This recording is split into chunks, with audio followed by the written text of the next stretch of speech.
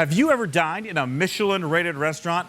Are there any Michelin restaurants here in the state of Florida? You bet they are. And tonight we begin our tour of those restaurants. Behind me is the Ritz-Carlton in Amelia Island, and we'll tell you what restaurant inside this resort was just recognized by the Michelin organization. Welcome to another episode of Spotlight on Florida. It's Wednesday, and that means it's time for your news and interviews of the week in the tourism industry, and we are here with a good one. Also, in just a minute, we're going to give you an interview. We're going to go in depth with an airport director here in Florida.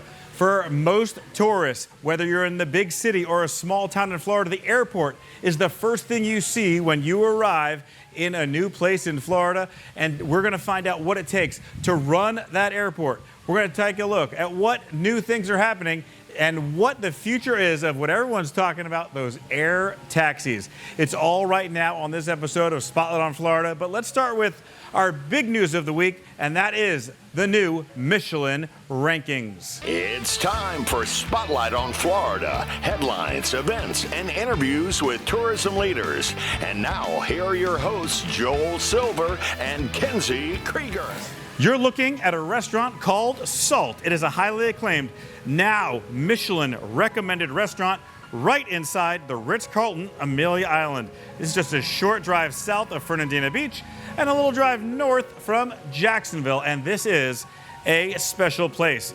The cuisine features seasonal, artfully prepared seafood, steaks, and a world-renowned selection of over 40 varieties of sea and earth salts. If you go to the Michelin website, you will see this review of Salt. Here's what it says. Nestled inside the plush Ritz-Carlton on Amelia Island and blessed with a wall of windows fronting the Atlantic Ocean, Salt could coast on looks alone. It doesn't. A measured tasting menu is the best way to see how this contemporary kitchen threads European and Asian influences to deliver a broadly appealing menu that includes tuna tartare, butter-baked halibut, and Wagyu ribeye cap finished with truffle hollandaise. An ace service team keeps close watch, ever sincere in their interactions, and keen to remember the many diners who frequent this destination regularly. An early dinner time guarantees prime sunset views. And there's even more news for Salt, because recognized in the Michelin Guide Florida is the restaurant's manager, Christopher Tigrini, specifically winning the Michelin Guide Florida Service Award. And here is what Christopher Tigrini said in the Michelin Guide. True service is anticipatory rather than reactive. It is built on detailed knowledge of our guests' preferences, occasions, and expectations, allowing us to tailor each experience with intention. So a big congratulations to the 2026 Michelin Guide Florida Service Award winner. So a big congratulations to Christopher Tigrini and the entire team at Salt. And another congratulations to the entire team at the Amelia Island Ritz-Carlton, led by our buddy Greg Cook, an amazing leader there as well. And stay tuned to Spotlight on Florida, because we will have more coverage of Salt in future weeks. Okay, but that's not it for this episode. It is now time for the big interview of the week. You are looking at Tallahassee International Airport. On this episode, we're talking with Director of Aviation, David Pollard. We're going to look into 1 million passengers a year. We're going to talk about over 800 million in economic impact, and that is the focus of the entire episode tonight. And joining us tonight for the whole show, we are so thrilled to have you for our big interview, Mr. David Pollard. Thank you for having me. David, it is great to see you. Thank you for joining us. And the airport is such a big topic of conversation in our city, and it's such a great airport. There's people that love our airport, and there are people that want to know more about the airport and what's coming. So we thought we would dedicate this entire episode to the airport and just what is happening here. Well, we have a lot going on here at Tallahassee International Airport, and I'm so pleased and privileged to be the Director of Aviation out here as we continue to transform this airport and move it into the future. I want to start with one of the most exciting things that's happening, and that's our international terminal. Under construction now, but slated to open soon. We've been hearing about it for so long, and there's a lot of confusion about what it means. So let's talk about that international terminal. Sure. So it started years ago, as you might imagine, as we took these steps to start with the renaming of the airport, the rebranding of the airport, and looking at the airport as a resource for this community and this entire region of Northwest and North Central Florida. So as we continue to take these baby steps forward, with each of those steps that's required to become a true international port of entry, I'm pleased to say that we are about to open the International Arrivals Facility, which will incorporate both 200 passengers per hour capability to process those international arrivals, while also incorporating a general aviation facility that can handle the business and general aviation needs of our community. All right, now we're not going to sit in the chairs the entire time, because when you have David Pollard here, he is going to show us things that we don't normally get to see at the airport. We're talking international airport, so you have now brought us under construction, international airport. This is what everyone's excited about. Tell me what we're looking at. So we're looking at a 40,000 square foot addition to our main terminal building, known as the International Arrivals Facility. This is a facility that's been designed with U.S. Customs and Border Protection's technical design standards that we have to meet, but it provides an ability to provide for both domestic arrivals, meaning flights coming from within the United States, as well as international arrivals. So we call that the swing gates, and that's what we're getting ready to show you. Okay. Is the swing gates. We'll have 2 swing gates to the international arrivals facility. So we walk through here. And so what it provides is an ability for the passengers getting off the boarding bridge. If it's a domestic arrival, they will come off the boarding bridge and into the domestic facility as it is today. If it's an international arrival, they will be routed via the security protocols that we'll put in place, and the various doors and security systems will route them into the international facility. Correct me if I'm wrong, but you just told me also these bridges are air conditioned. They are air Is that conditioned. right? So we're That's a big step. We've now, with the hanging of these latest 2 at our gates B5 and B6, we've now completed the replacement of 6 of our 8 passenger loading bridges here at Tallahassee International Airport. We're going to continue to replace the final 2 here in the near future. But what we've added is significant improvements to the air conditioning, the baggage lift that's incorporated into the boarding bridge itself, and again, making it much more convenient for the passengers. So both for the volume of air going onto that aircraft and the volume of air that's coming into the tunnel as they're waiting to board or deplane that aircraft.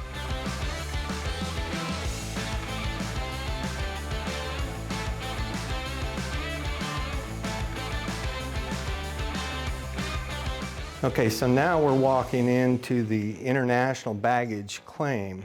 As we work to meet U.S. Customs and Border Protection technical design standards, they require the passengers to collect their baggage first before interviewing with the customs agent. And this is going to be the look that we're talking about. Airy, bright. Modern, airy, bright, and contemporary, yes. And so modern restroom facilities, a mother's room, a service animal relief area, family restroom, drinking fountains with water bottle filler, all the finer details that make that travel experience as great as it can be.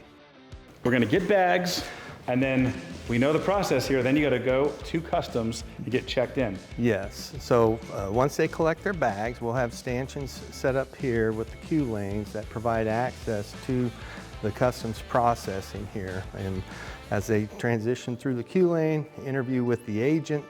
Once they clear, this is what we call primary processing. So that traveler that comes in, interviews with the agent, and clears with that agent, they will certainly be directed to the exit lane, much as the passengers know our current exit lane technology today. Yep. They will exit out, and that takes them right out into the center concourse of the main terminal. All right, we're out here on the terminal apron, and this is what you were telling us about. Yes, so these are the new cooling towers that tie to the chillers down below that we just saw. Notice there's 2 of them, so we always provide what we call N+1 redundancy, and that is our ability to be redundant and be resilient If one goes down, the other backs it up and all. So again, I always say we don't have the luxury to get it right most of the time. We have to get it right all the time.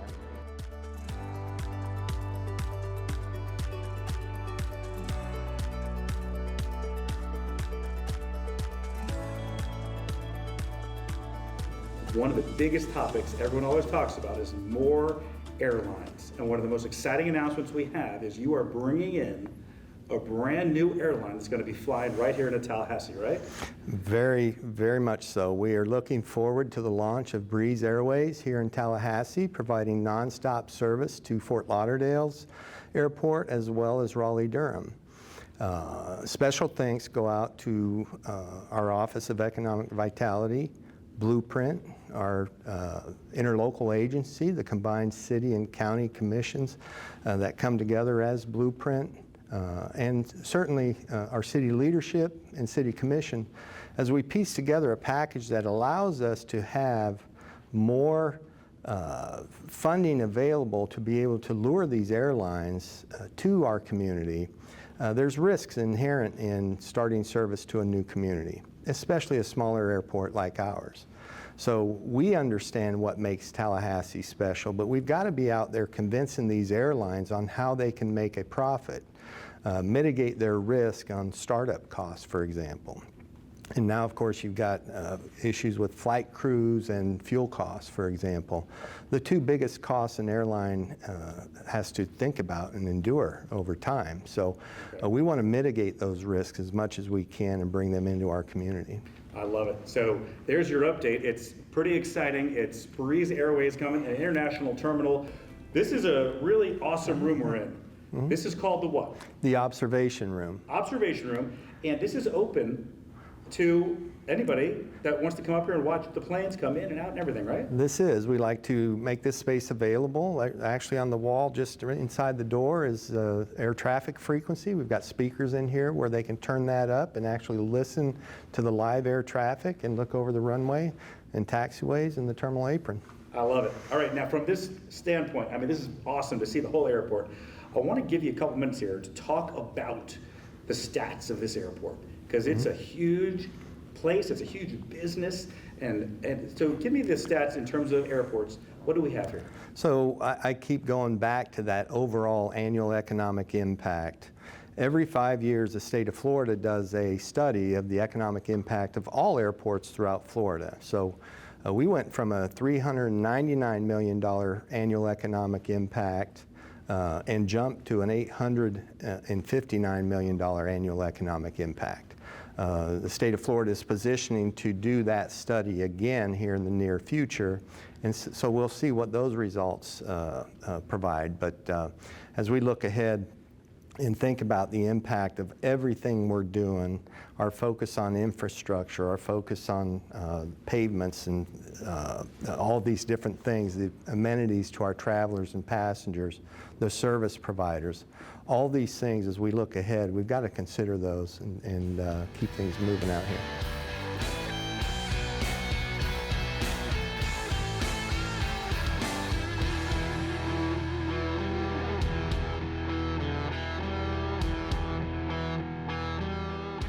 So we're on the terminal apron right now.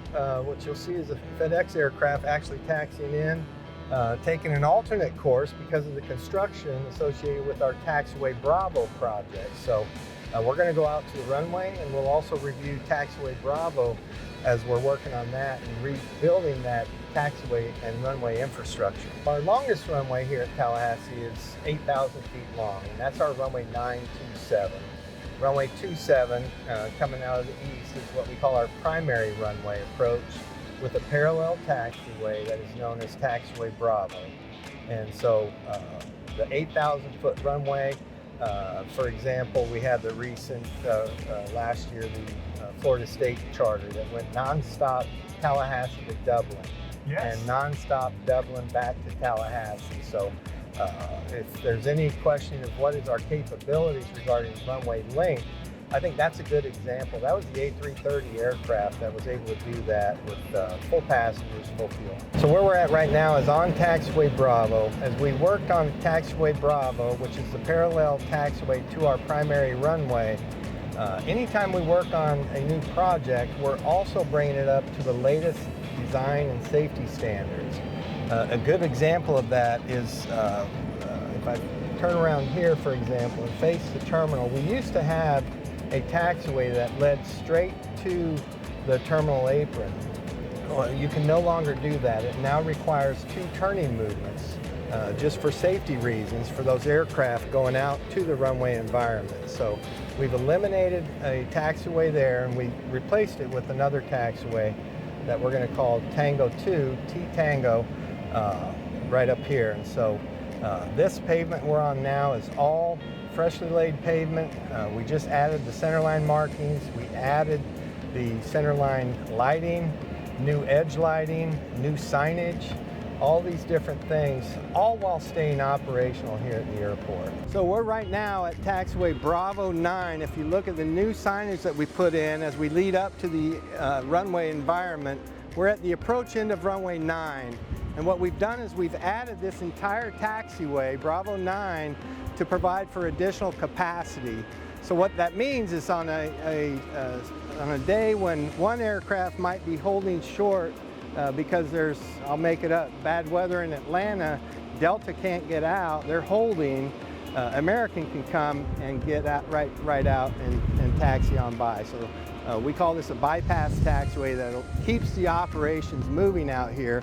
I point to some of the latest markings as well. These are called enhanced taxiway centerline markings. They inform the pilot that they're now approaching the runway environment, and as we get to the runway itself, the actual hold position markings, along with surface painted markings and the signage that really provide increased visibility to the pilot and awareness to the flight crews that they're about to enter an active runway environment. So all these little things that we're doing to increase safety out here at the airport. Due to the hard work and efforts of our staff, the support of city leadership, the community, blueprint funding, all these things combined, we've pulled in over $100 million of federal and state funding since 2017, which is when I started as airport director out here. And we've also got another $35 million of projected funding that's going to be coming in over the next couple of years. So all said and done, we're on track for $135 million of investment utilizing state and federal grant funding since 2017. So as we turn the corner here off onto our right-hand side, you'll see one of Florida's first electric aircraft chargers as we work to provide the electrification needed for advanced air mobility.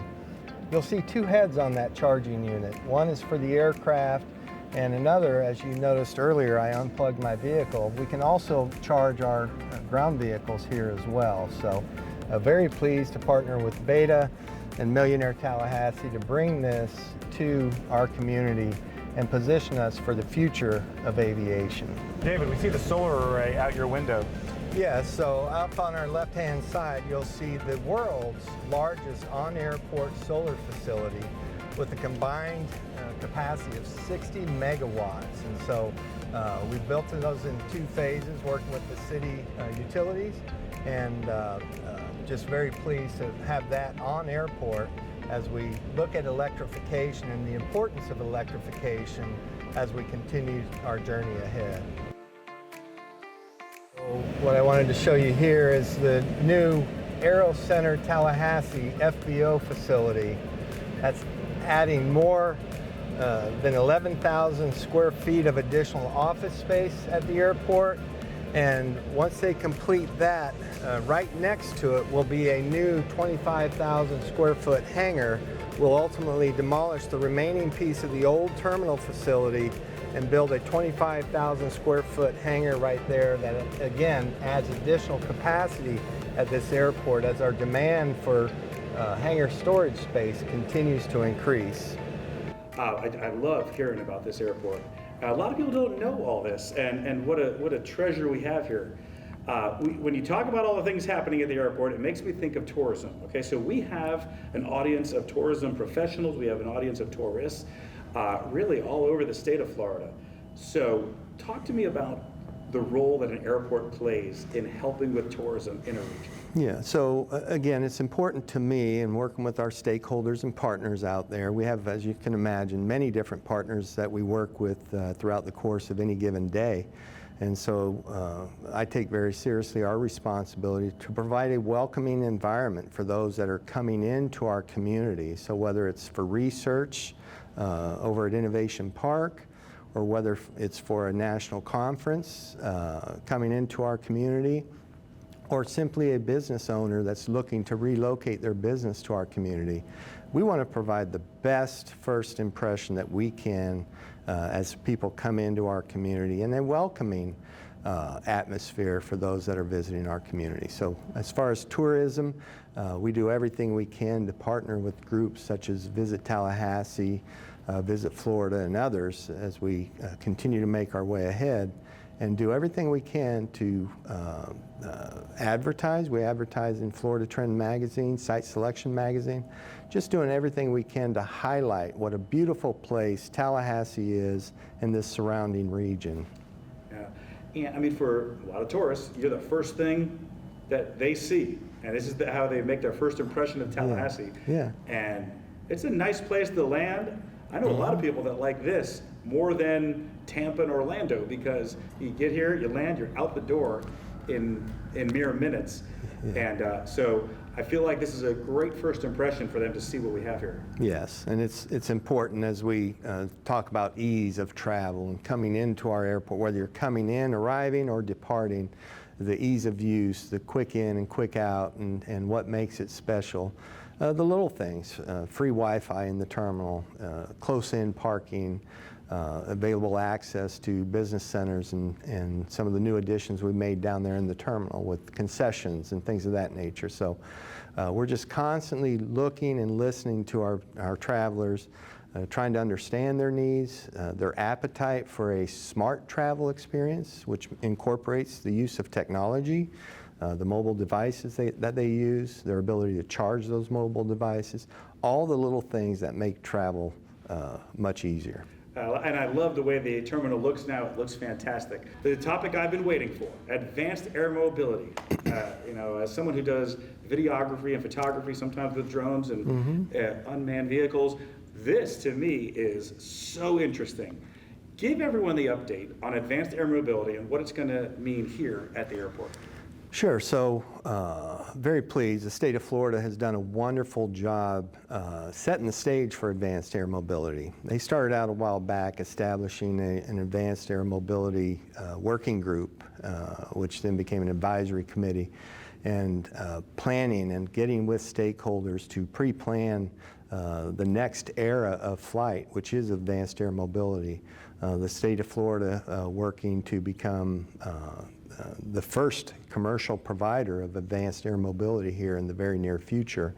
And so we're one of 4 airports throughout the state of Florida right now that has an electric aircraft charging station. So people think this may be far into the future. It's much closer in than people realize, and we're proud to be a part of it on the front edge of its emergence. This is why I'm glad you're our director of aviation, because you are thinking about the future, and to be one of the first with this is amazing. But tell everybody, we're going to be taking electric vehicles. You'll be able to fly from one airport to the next, a close airport or a close region as well, right? Yeah, so the state of Florida has now released their business plan for advanced air mobility. And in that business plan with the state of Florida, we will have connectivity in the future to Tampa, we'll have connectivity to Jacksonville, and we will have connectivity to Pensacola. And more to come as well as we continue our planning efforts and thinking about electrification, chargers, vertiports, and working hand in hand with our partners at the state and our partners at the Federal Aviation Administration. So as you can imagine, there's a lot of detail that we have to think about, both the infrastructure, the airspace and how they transition into the airport environment. And on the flip side, how they go out of the airport environment to the destinations they're headed to. Oh yeah, I can't even imagine how much there is to analyze on all that. But when you mentioned those three cities, so Jacksonville, you're talking about we might one day be in an electric vehicle, aircraft, leave here and go to Jacksonville on a direct sort of path. Yeah, so that as this continues to emerge, we have to think about the range of these aircraft. And so as that technology continues to mature from these equipment manufacturers, that will define the range and whether or not it's a direct path or perhaps a one-stop path to that destination. But that's all being planned right now as we continue to study it and look at the various range of these aircraft and all as the technology continues to mature. Right, and it gets better every day. So. Yeah. Who knows what it's going to be like 2 years from now. Yeah. But, and I know they're all developing it right now, but what will that experience, that flight experience be? Will that be a 4-passenger vehicle as you know it, or what have you seen out there? Yeah, if you think of almost like a quieter helicopter, for example, right? Yeah. So they have stabilization, and so they self-stabilize, very easy to fly. In the future, they'll even be autonomous, right? And so the future is very bright, and I get very excited about where all this is going. And from the standpoint of looking at the airspace planning and the vertiport planning and being great partners with the state and the FAA, the security aspects of enplaning and deplaning, things of that nature. There's a lot to think about and a lot to plan, and I'm pleased to say we're positioning very nicely as we look to the future. I love that we're a leader in it, and I'm so excited about all that, and that's going to be a great spot to end our interview. We're fresh out of time, and we did the whole 30 minutes here because I knew there was so much to talk about, but thank you so much for joining us on this special episode, and it's just been a treasure. Is there anything you want to leave everybody with? What do you want to say to the people? I just want to say thank you. Thank you for using our airport. Thank you for your thoughts, your ideas, your suggestions. They matter. They make a difference. We continue to listen, and we'll continue to listen as we continue to press ahead. But it's important that we understand, above and beyond anything else, safety and security must come first, and we'll continue to stay focused on that. Well, thank you for leading it all. David Pollard, thank you so much for joining us. Thank you. Appreciate it. All right. And that's going to wrap it up for this episode of Spotlight on Florida. A big thank you to David Pollard at the Tallahassee International Airport, and we thank you for joining us. And remember, be sure you tune in every single Wednesday here on Spotlight on Florida. You can find us on YouTube, your favorite social media platforms, and your favorite streaming platforms. You can find us in many, many locations, but you do not want to miss a week because each week we're going to bring you news headlines, interviews with tourism leaders, as well as great events that are happening around the state. And that's what Spotlight on Florida is all about. It is about the tourism and hospitality industry in our great state. So for now, we say thank you for watching, and we'll see you next week. Thanks for watching Spotlight on Florida. Make sure and follow us on all our social media channels. This is your announcer, John Summer, speaking. Have a great day, Florida.